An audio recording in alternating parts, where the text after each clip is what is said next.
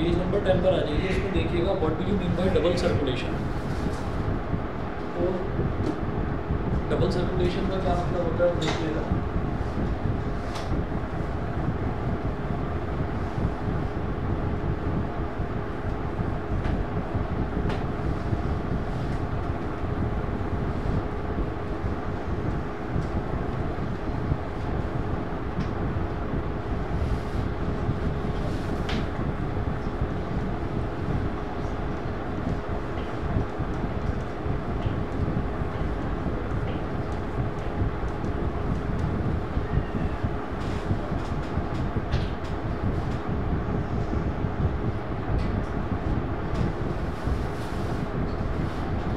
Circulatory system in which the blood travels twice through the heart in one complete cycle of the body is called double circulation।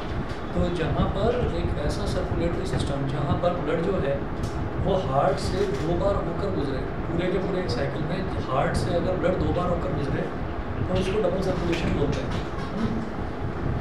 In the human circulatory system, the pathway of blood from the heart to the lungs and back to the heart is called pulmonary circulation।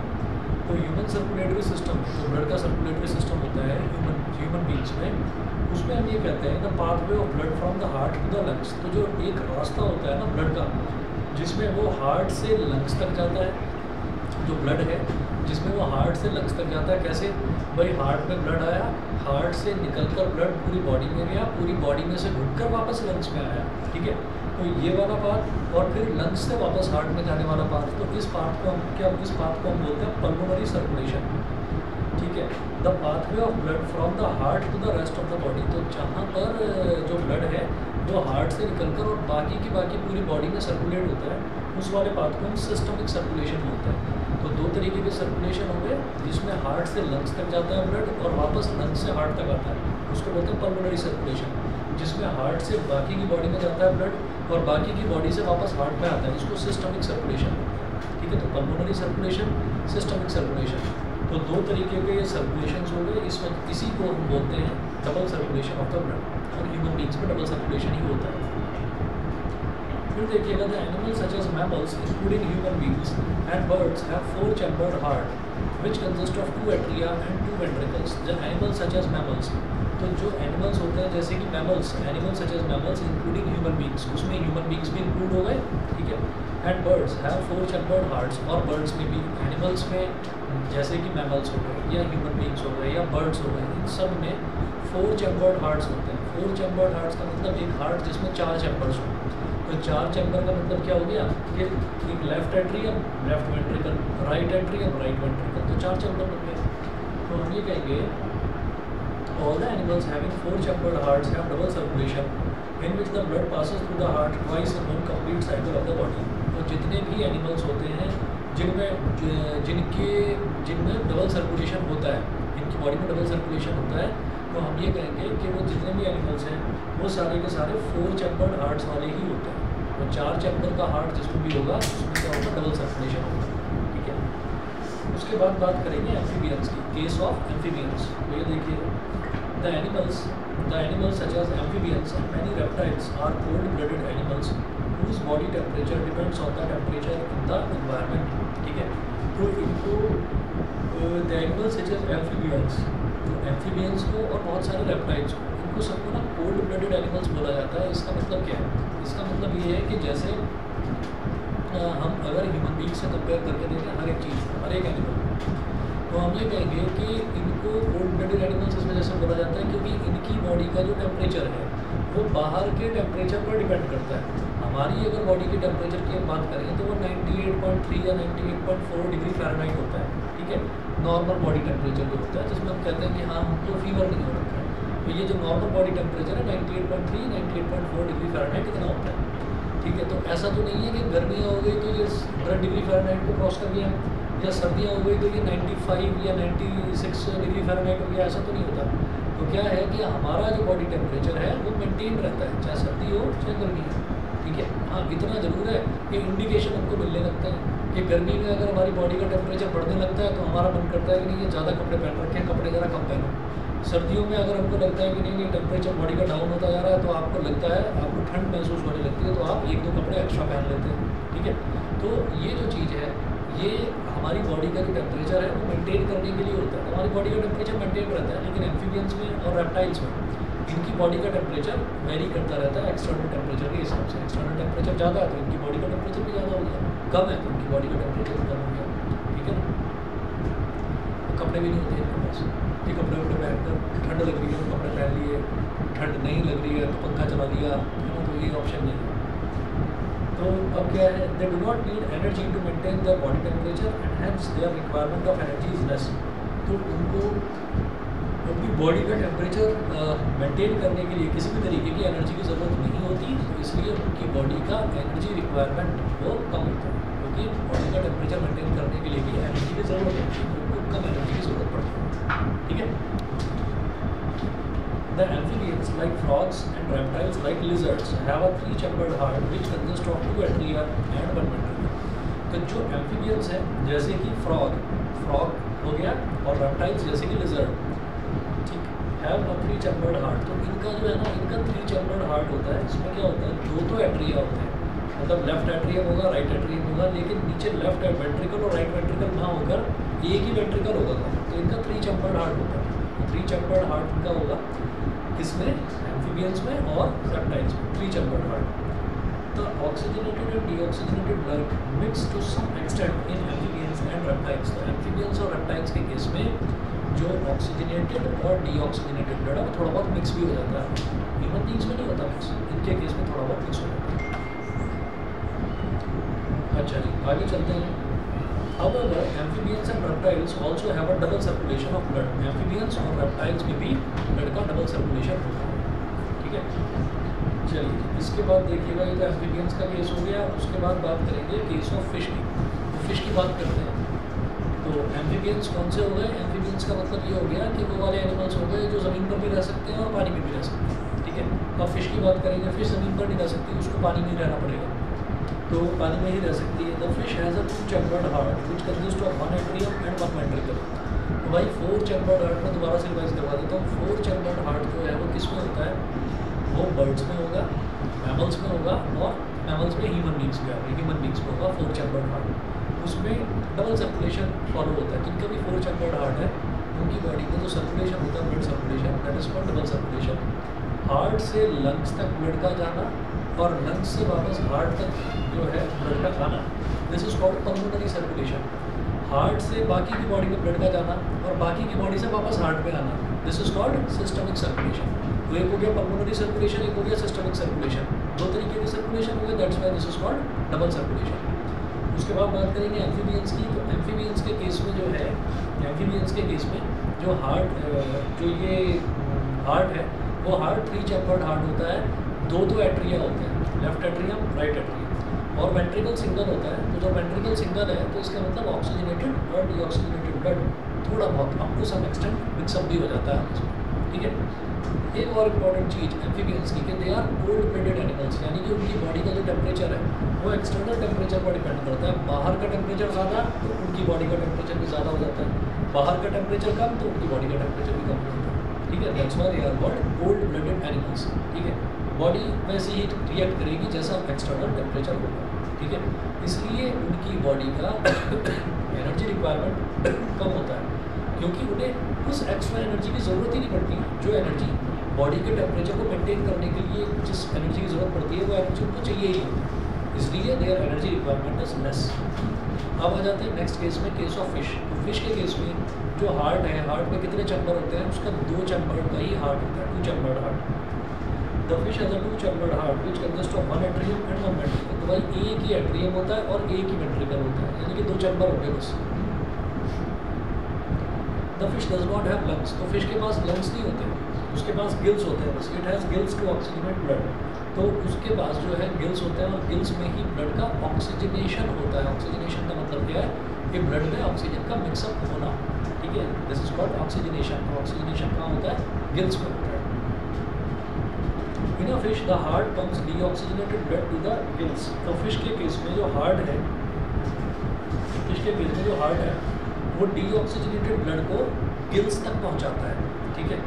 अच्छा, the flow of blood in a fish is called single circulation. तो fish के case में जो blood का flow है वो single circulation होता है, डबल सर्कुलेशन नहीं होता। Because the blood passes through the heart of fish only once in one complete cycle of the body. तो एक कंप्लीट साइकिल जो होती है ना ब्लड के सर्कुलेशन की, उसमें ब्लड जो है वो एक ही बार हार्ट में से पास होता है, ठीक है। तो एक ही बार, जैसे उसमें क्या था, ह्यूमन बीइंग्स में डबल सर्कुलेशन था, तो 2 बार पास होता था एक कंप्लीट साइकिल, ठीक है। यहाँ पर क्या एक ही बार पास होता है, इसलिए उसको सिंगल सर्कुलेशन कहा जाता है। यहाँ तक क्लियर है? हमेशा डबल सर्कुलेशन होगा इस वजह से, क्योंकि एक सर्कुलेशन वो है जो हार्ट से लंग्स तक पहुँचाता है ब्लड को, और लंग्स से वापस हार्ट तक आता है, और एक सर्कुलेशन जो हार्ट से रेस्ट ऑफ द बॉडी तक पहुँचाता है और रेस्ट ऑफ द बॉडी से वापस हार्ट तक पहुँचाता है। This is called systemic circulation, तो वो डबल सर्कुलेशन कहलाता है, ठीक है। तो भाई फिश के केस में कितने चैम्बर्ड हार्ट हो गया? 2 चैम्बर्ड हार्ट फिश के केस में। एम्फीबियंस और रेप्टाइल्स के केस में 3 चैम्बर्ड हार्ट, ठीक है। Amphibians and reptiles are called cold blooded animals because their temperature, their body temperature depends on the external environment's temperature, ठीक है। इसके बाद आगे बात करेंगे अब हार्ट बीट्स की। तो हार्ट बीट्स में क्या है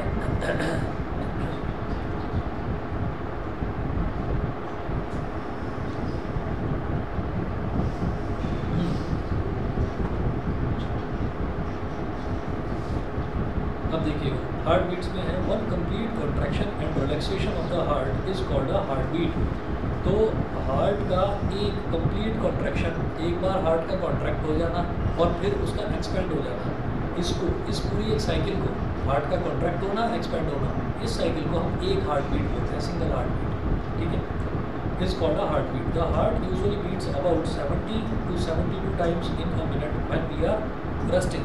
जब हम रेस्ट में बैठे हुए हैं, रेस्ट कर रहे हैं, आराम से बैठे हुए हैं, तो हमारा जो हार्ट है वो 1 मिनट में 70 से 72 टाइम्स तक बीट करता है। बीट करने का मतलब 70 टाइम्स ही वो कॉन्ट्रैक्ट करेगा और 70 टाइम्स ही वो एक्सपेंड करेगा। तो एक कॉन्ट्रैक्शन और एक एक्सपेंशन, इस साइकिल को ही हम एक हार्ट बीट कहते हैं, सिंगल हार्ट बीट, ठीक है। This means that the heart pumps out blood to the arteries about 70 to 72 times per minute. तो हार्ट जो है वो आर्टरीज तक ब्लड को पंप आउट करता है 70 to 72 टाइम्स पर मिनट, यानी कि 1 मिनट में 70 से 72 बार, 70 से 72 टाइम्स तक वो आर्टरीज को ब्लड पंप करता है हार्ट। यहाँ तक क्लियर? बता दीजिए जी, क्लियर है? Yes sir. उसके बाद नेक्स्ट हमारा टॉपिक है पल्स। तो पल्स क्या होता है देखिए, सारे थ्योरेटिकली टॉपिक है, समझने वाले। देखिएगा पल्स में क्या है। Every time the heart beats blood is forced into the arteries. तो जितनी बार भी every time the heart beats blood is forced into the arteries, तो जितनी बार भी हार्ट बीट करता है तो blood is forced into the arteries, तो ब्लड जो है वो आर्टरीज में फोर्स करा जाता है। हार्ट जो है वो आर्टरीज में ब्लड को फेंकता है, फोर्स करता है। Every time the heart beats blood is forced into the arteries. Second point है the expansion of an artery each time the blood is forced into it is called pulse. तो जब भी कभी आप ये देखेंगे कि जैसे ही ब्लड को फोर्स करा गया, आर्टरी में भेजता है हार्ट, तो आर्टरी कैसे एक्सपेंड होगी? सब ठीक तो है?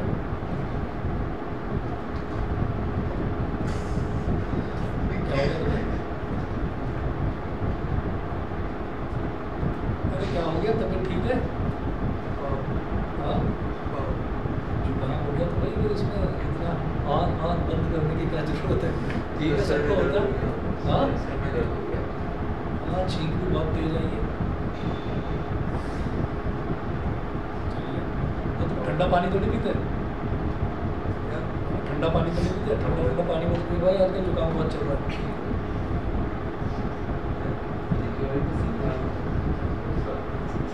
मैं वही कह रहा था, मैंने कहा अभी एकदम से ये बनेगा, हुआ क्या भाई, चक्कर वक्कर आ गया क्या? हो गया 42 और ये 5 दिन का है, 5 दिन का प्रेडिक्शन आया हुआ आज भी सुबह, 5 दिन तक। ये तो गाड़ी का एसी भी नहीं काम कर रहा है, मुझे लगा कि यहाँ का भी खराब हो गया। यहाँ आज तो ठीक चल रहा है ना, चलो ठीक है। गर्मी ज़्यादा है, मुझे बार बार बुलाना पड़ता है, मतलब हर साल जरूरत पड़ती है, 3 बार 4 बार तो एसी वाले को बुलाना पड़ता है। मेरे मन में आ रहा था कि मैं कोई एसी रिपेयर करने का कोई कोर्स ही करूँ भाई, बार बार जब जरूरत पड़ती रहती है तो बार बार काम बुलाऊँगा, और वैसे भी अपने काम खुद आने चाहिए हमें, है कि नहीं? वो बेस्ट होता है। हाँ, पूरा बेस्ट होता है। बस क्या बताऊँ, एक प्रॉब्लम है जो हमने यहाँ पर घर लेने से पहले सोचा नहीं था। यहाँ पर असल में क्या है ना कि यहाँ आसपास आप लोगों को पता होगा, जैसे दिल्ली में या इसमें यहाँ गाज़ियाबाद तक भी दिल्ली से 5 साल दूर है, तो सर्दियों में बहुत ज़्यादा पॉल्यूशन हो जाता है ना। तो ये ऐसा होता है कि जैसे अभी हम सांस ले रहे हैं, व्हीकल्स भी सांस लेते हैं, पता है ना। अच्छा, जैसे कार है या स्कूटर है, तो स्कूटर का जो टैंक है, तो स्कूटर के, अच्छा हमारी बॉडी में जो भी हमने खाना खाया, वो खाना जो है वो जलता है, जब जलता है तभी एनर्जी प्रोड्यूस होती है ना, उसी को डाइजेशन बोलते हैं। तो इसी तरह से जो उनका जो फूड है, व्हीकल्स का जो फूड है वो पेट्रोल है या डीजल है, तो वो उनके टैंक में पेट्रोल पड़ा हुआ है, उनका जो टैंक है वो भी रेस्पायर करता है, उसको भी ऑक्सीजन की ज़रूरत पड़ती है। बिना ऑक्सीजन के जो पेट्रोल है, पेट्रोल में आग नहीं लगेगी। अच्छा, ये सबको मालूम है, चाहे स्कूटर हो चाहे कार हो, उसके अंदर उसको इंटरनल कंबस्शन इंजन बोलते हैं। तो आपको पता है कि उसके इंजन के अंदर होता है, उसके इंजन के अंदर आग लगती है, मालूम है? इंजन के अंदर आग लगी रहती है, ठीक है, आग जलती है, आग जलने से स्टीम प्रोड्यूस होती है, स्टीम प्रोड्यूस होने से वो चलता है, जो पिस्टन्स है उनका मूवमेंट होता है, और वो फिर एक शाफ्ट से, व्हील से कनेक्टेड होते हैं, व्हील घूमता है। और बाइक के केस में क्या होता है, इंजन से और पीछे वाले टायर तक एक चेन लगी रहती है, तो चेन उसको घुमाती है। स्कूटर में क्या होता है, इंजन डायरेक्टली पीछे वाले पहिए से कनेक्टेड होता है, तो स्कूटर को बड़ी तेज़ी से एकदम पिकअप लेता है, भागता है एकदम। हालांकि स्कूटर के व्हील्स छोटे होते हैं तो वो थोड़ा धीमा चलता है, बाइक बाद में आगे निकल जाती है। तो जो स्कूटर का जो टैंक होता है ना, फ्यूल टैंक, उस फ्यूल टैंक के ऊपर एक बारीक सा लेयर आप पॉलीथिन का चढ़ा दीजिए, और फिर उसके टैंक को टाइटली बंद कर दो, और फिर स्टार्ट करके देख लेना, बैटरी ख़राब हो जाएगी लेकिन स्कूटर स्टार्ट नहीं होगा, क्योंकि उसको ऑक्सीजन नहीं मिल रही है। तो होता क्या है कि हम तो सांस जब लेते हैं तो क्या छोड़ते हैं कार्बन डाइऑक्साइड, ठीक है, कार्बन डाइऑक्साइड को तो प्लांट्स एब्जॉर्ब कर लेते हैं। व्हीकल्स छोड़ते हैं कार्बन डाइऑक्साइड और सल्फर डाइऑक्साइड, दोनों ये गैसेस बड़ी हार्मफुल होती हैं, और ये गैसेस कहाँ जाती हैं, ये एटमॉस्फेयर में जाती हैं। अब बात करते हैं जहाँ पर हम रह रहे हैं, इस जगह की बात करते हैं। तो इस जगह में क्या है, यहाँ पर आसपास ना इंडस्ट्रियल एरिया है, तो यहाँ पर धुआं कुछ ज़्यादा होता है, दिन के टाइम पता नहीं चलता, लेकिन रात के टाइम कंडेंस होकर वो नीचे आ जाता है। तो कभी रात में बालकनी खोलकर सोना, और फिर सुबह उठकर सोचना कि मैं ताज़ी हवा ले लेता हूँ, इतनी गंदी स्मेल आ रही होती है, कभी ऑब्जर्व नहीं करा आपने? एटमॉस्फेयर में गंदी सी स्मेल होती है, आदत पड़ गई होगी, पता नहीं, मेरे को तो रोज आती है गंदी स्मेल, किसी किसी दिन कम आती है, इसका मतलब उस दिन फैक्ट्रियाँ कम चली होंगी, हाँ शायद ऐसा ही है। तो पता ही नहीं था, ध्यान ही नहीं दिया कि यहाँ आसपास इंडस्ट्रीज़ हैं, फैक्ट्रीज़ हैं बहुत सारी। मेरठ रोड इंडस्ट्रियल एरिया कहलाता था, तो इसको क्या हो गया, हाँ भाग गई।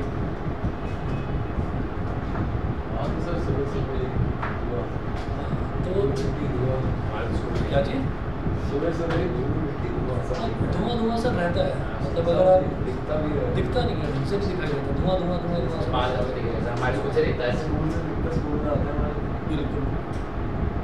तो वो जो है वो है ही, अगर कूलर लगा लेंगे तो कूलर से और मतलब और स्मेल ही आती है, वो और बाहर की स्मेल को अंदर फेंकेगा। तो एसी चलाना मजबूरी है। आजकल तो बातचीत चल रही है, हाई हेलो चल रही है आजकल, धुएं से हाई हेलो चल रही है।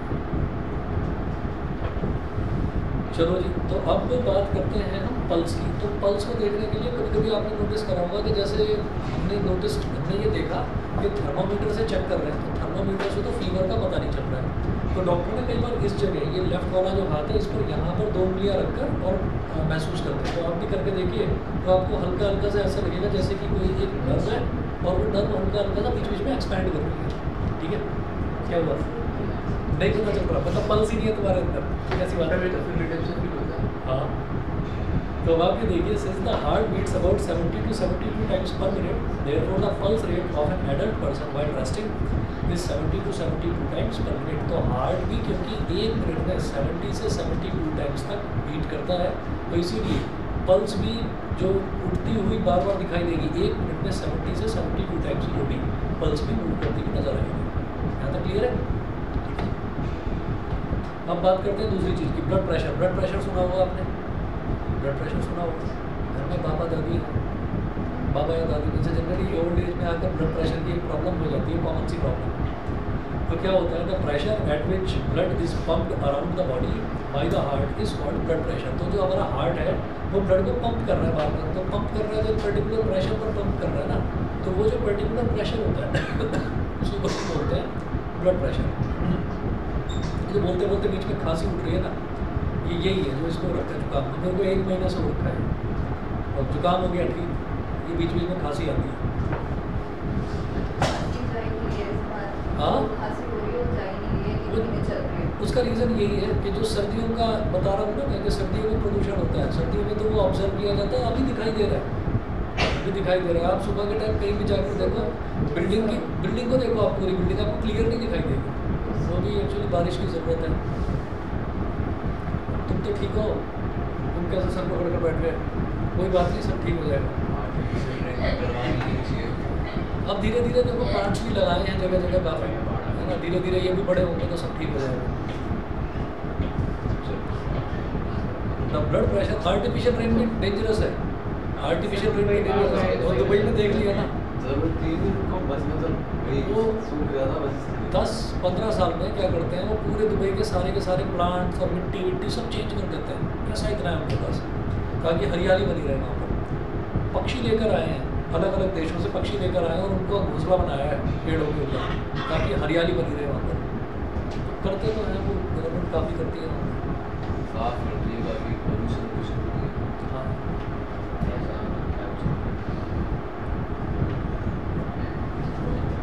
तो the blood pressure of a person is always express in the form of 2 values. तो जब भी किसी पर्सन का ब्लड प्रेशर देखा जाता है, ठीक है, तो जैसे कभी बीमार पड़ गए, आपको आपकी मम्मी या पापा डॉक्टर के पास लेकर गए, तो देखिए भाई इसको ना बुखार हो गया है, तो कहीं वायरल है, टाइफाइड है, कौन सा फीवर है, क्या चक्कर है, इतने दिन हो गए बुखार ठीक नहीं हो रहा है, तो आपको देखेंगे, थर्मामीटर वगैरह लगाएंगे, थोड़ा स्टेथोस्कोप वगैरह लगाकर चेक करेंगे चेस्ट में कंजेशन है या नहीं है, और जो दवा है वो दे देंगे।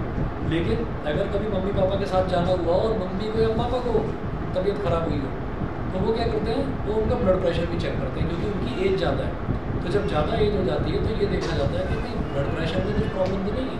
तो ब्लड प्रेशर की 2 वैल्यूज़ होती हैं और वो डॉक्टर लिख कर दे देता है। डॉक्टर नहीं, एक्चुअली उसका कंपाउंडर चेक करता है, कंपाउंडर जैसे डॉक्टर का हेल्पर होता है।